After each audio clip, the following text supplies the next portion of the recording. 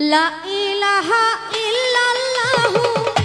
লা ইলাহা ইল্লাল্লাহু লিখছি বাদামে আমার ভাঙা তরণী ছাড়লাম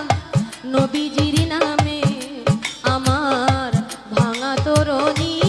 ছাড়লাম মোহাম্মদ নামে লা ইলাহা ইল্লাল্লাহু